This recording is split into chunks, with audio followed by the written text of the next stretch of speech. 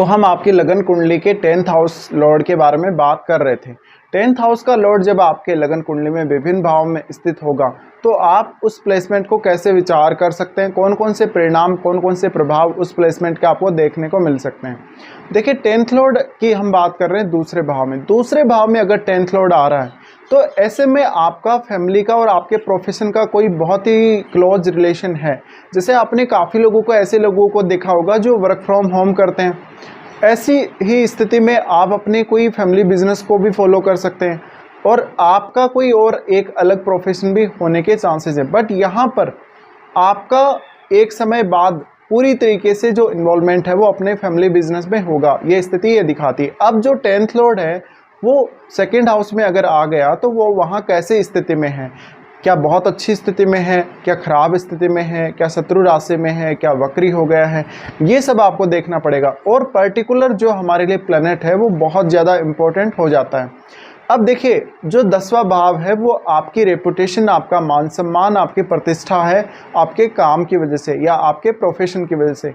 अब ये मान सम्मान और प्रतिष्ठा आपकी पूरी फैमिली से जुड़ गई। इस वजह से हो सकता है कोई व्यक्ति, जैसे कि मान लीजिए किसी ने डॉक्टर की फैमिली में जन्म लिया और वो खुद बाद में डॉक्टर बन गए, तो आपके पिता भी डॉक्टर थे और आप भी उसी प्रोफेशन को फॉलो कर रहे हैं, तो आपका एक फैमिली बिजनेस हो गया, फैमिली टाइप का बिजनेस होगा, उसी को आप फॉलो करते जा रहे लगातार। और हो सकता है आने वाली पीढ़ियां भी इसी को फॉलो करते रहें।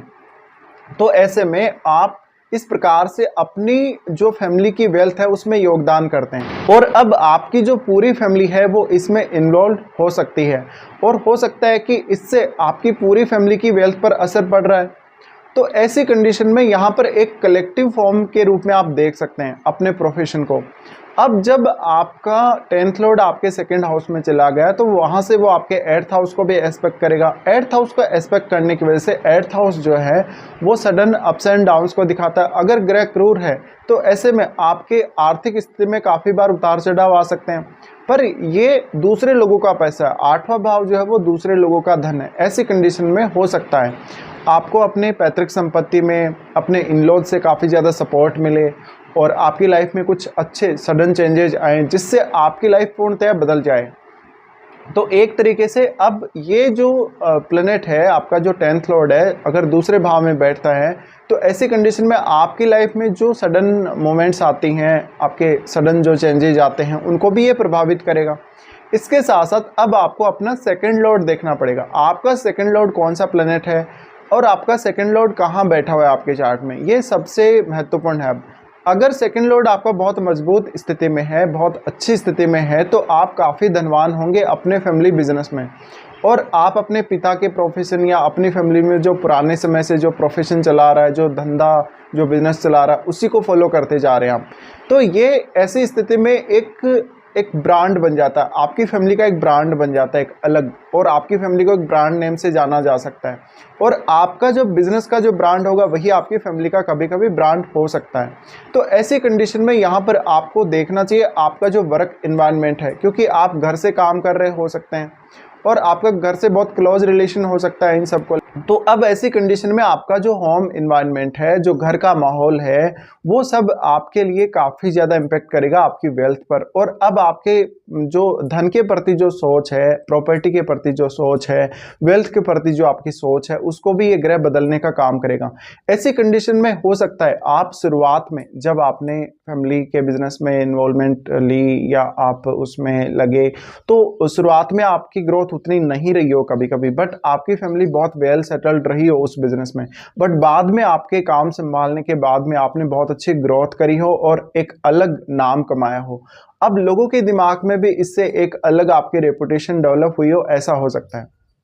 तो अब आपका 10th लॉर्ड कौन सा ग्रह है, अगर वो सेकंड हाउस में बैठा है तो क्या सेकंड हाउस का संबंध आपके 10th हाउस से बन रहा है, यानी सेकंड लॉर्ड का संबंध अगर 10th हाउस से होगा तो ऐसी कंडीशन में आपके करियर पर बहुत अच्छा असर पड़ सकता है। बट अब आपको ये देखना पड़ेगा कि अगर ये कनेक्शन बन रहा है तो सेकंड लॉर्ड जो है उसके लिए जो 10th हाउस में आपके राशि है वो क्या उसका मित्र का घर है या उसके शत्रु का घर है। इसके साथ साथ आपके 10th हाउस में कोई भी प्लेनेट अगर बैठा होगा उसका बहुत गहरा इम्पैक्ट पड़ेगा, और उस प्लेनेट का इम्पैक्ट आपकी डोमेस्टिक लाइफ पर भी पड़ेगा, आपके घरेलू जीवन की सुख शांति पर पड़ेगा, आपके ऐशो आराम पर पड़ेगा।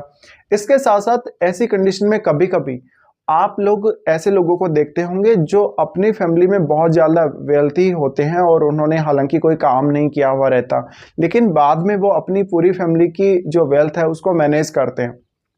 तो एक तरीके से विरासत में भी आपको बहुत कुछ मिलने के चांसेस रहेंगे इस प्लेसमेंट की वजह से।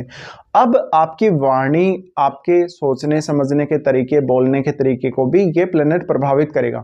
तो मोस्टली ऐसा हो सकता है कि आप ज़्यादातर जो बिजनेस से रिलेटेड टॉक हैं उनमें इन्वॉल्व हो सकते हैं।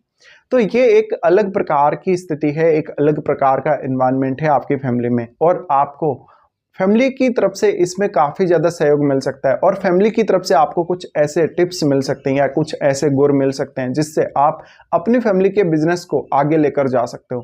तो ऐसी कंडीशन में एक कलेक्टिव फॉर्म में आपको प्रयास करना होगा, और आपकी वाणी, आपका जो भी खान पान है, रहन सहन है, वो इसमें बहुत ज़्यादा मैटर करेगा।